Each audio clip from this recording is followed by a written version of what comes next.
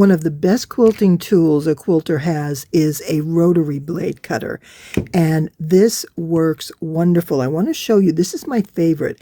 It's called, I think it's called a quick release or a fast release, but what you do is you just pull this little tab and see how the blade comes out. Now also take a look at that lint in there. This is part of the reason why we have to change our blades, not just because they get dull, but we need to get in here and clean this out. Now, sometimes these areas get full of dust and thread and things like that, so we always want to give it a quick clean. Now, in order to change the blade, I'm just going to turn this over, and I will dispose of these in another pack. I have an empty pack that I'll use, and I'll put the old blades in there.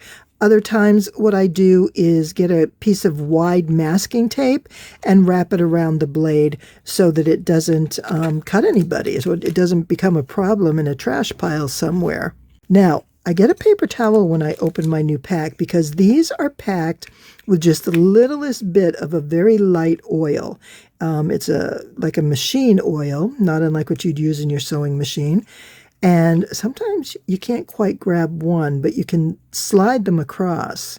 And it's not uncommon that you're going to notice a little bit of oil between each of the blades, and that's to keep them from rusting over time.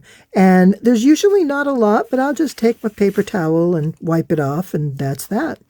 Now, this is very easy to put back on, which I appreciate, and I'm going to show you on the larger one. It requires a little bit more concentration. This, I just put this in, whoops, get it on the right side.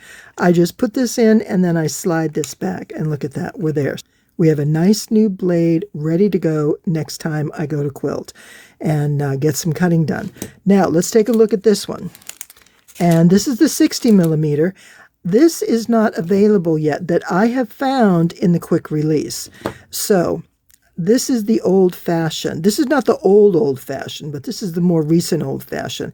And you know what always confused me is where the washer goes. I know it seems obvious, but for me, I was always just a little bit intimidated, thinking, oh, what am I going to do? So we pull this with a nut off, the washer, and then just tap this upside down, and it's going to come out. If you have any trouble, just pop this. But again, take a look at all the lint that you get in there and inside your cap. So you want to clean those areas out. And this one doesn't have any little, oh yeah, well, you can get lint in here.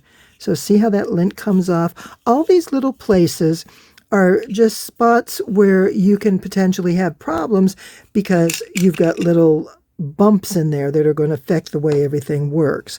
So I am going to put the old one aside. I'm going to put these right here. I'm going to give this one a clean, and we'll just wipe it off and get all that stuff off there. This looks great. Look at how much came off. Oh my goodness. Let me do that again. I do give my my tools a workout, so I appreciate that the cleaning definitely makes a difference. All right, so here we are. And I haven't gotten a new blade out yet, so I don't want to put this right on the fabric because we saw how much dirt and dust came out of the blade itself. Okay, that's my old blade. So what I'm going to do is I'm just putting them here, and I'll fan them out, keep my fingers clean, and I'll take a single blade, and I always kind of not close to the edge, but in the middle, and just make sure that I only have one blade. I did put two blades on once. It's, relatively easy to do. I was surprised. I didn't even notice until I started cutting.